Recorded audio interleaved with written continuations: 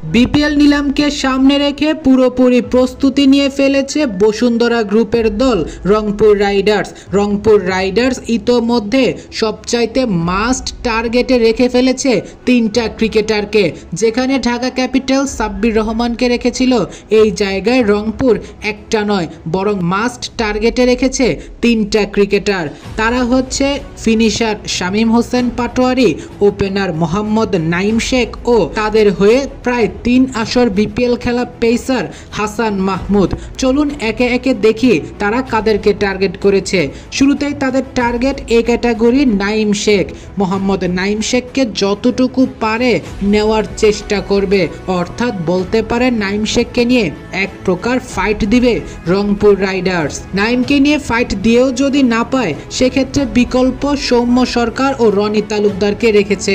অর্থাৎ নাইমকে না পেলে সৌম্য বা রনি তালুকদারের দিকে যাবে রংপুর রাইডার্স। কিন্তু তাদের সবচেয়ে বড় টার্গেট বা আগের টার্গেট থাকবে যে কোনো মূল্যে মোহাম্মদ নাইম শেখকে নিতে, কারণ বিপিএলে নাইম শেখ বরাবরের মতোই আউটস্ট্যান্ডিং খেলে আসেন। তাদের দ্বিতীয় টার্গেট হচ্ছে ফিনিশার শামীম হোসেন পাটোয়ারি। যদিও নাইম শেখ শামীম হোসেন পাটোয়ারি দুইজনই থাকবে এ ক্যাটাগরিতে, তারপরেও তারা দুইজনকে নিয়ে সর্বোচ্চ ফাইট দিবে। সেই জায়গায় শামীম হোসেন পাটোয়ারিকে পাওয়ার জন্য মরিয়া হয়ে আছে রংপুর রাইডার্স। শামীম হোসেন পাটোয়ারি। এরপর তাদের তৃতীয় টার্গেট হাসান মাহমুদ।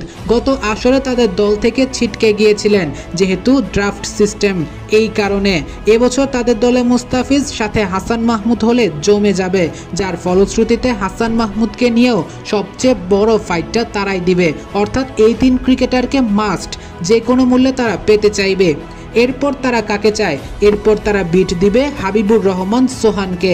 হাবিবুর রহমান সোহানকে অবশ্য সবাই চাইবে, কিন্তু রংপুর রাইডার্সও মনে প্রাণে হাবিবুর সোহানকে তারা চায়। শুধু তাই নয়, পেসার হিসেবে তাদের দলে আরও ইনক্লুডিং করতে চায় খালেদ আহমেদকে। অর্থাৎ খালেদকেও তারা টার্গেটে রেখেছে। যদি কোনোভাবে মিস হয়ে যায়, সেক্ষেত্রে কামরুল ইসলাম রাব্বির দিকে চলে আসবে, কিন্তু সবার আগের টার্গেট খালেদ আহমেদ। স্পিনের দিক থেকে তারা টার্গেট করে বসে আছে তাদের হয়ে এর আগেও বিপিএল খেলা বাহাতি স্পিনার রাকিবুল হাসান।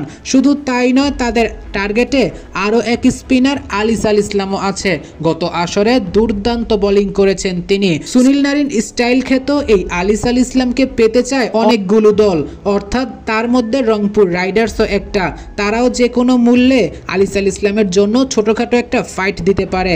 তাদের আরেক টার্গেট হচ্ছে ফিনিশার গত আসরে দুর্দান্ত খেলা মাহিদুল ইসলাম অনকন। হ্যাঁ দর্শক, আপনি ঠিকই শুনছেন, মাহিদুল অনকনকে নিয়েও মোটামুটি ভালো একটা ফাইট দিবে রংপুর রাইডার্স এবং তাকে দলে ফেরানোর জন্য সর্বোচ্চ চেষ্টা করবে।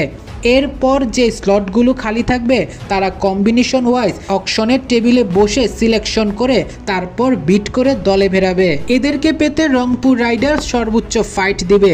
তবে সবাইকে যে পাবে এমনটা নয়, যেহেতু এটা নিলাম সিস্টেম এবং সবার বাজেট বরাদ্দ করা, সেহেতু তাদের টার্গেট প্লেয়ারদের সর্বোচ্চ ফাইট দিয়েও যদি না পায়, সেক্ষেত্রে ব্যাকআপে চলে যাবে এবং ব্যাকআপ হিসেবে যদি এদেরকেও না পায়, সেক্ষেত্রে নিলাম টেবিলে বসে নিজেদের মতো চিন্তা করে তার বিকল্প প্লেয়ার তারা নিলাম থেকেই নিয়ে নিবে। অর্থাৎ এক কথায় বলতে পারেন, আগামী বিপিএলে নিলামের জন্য পুরো দমে প্রস্তুত হয়ে বসে আছে রংপুর রাইডার্স।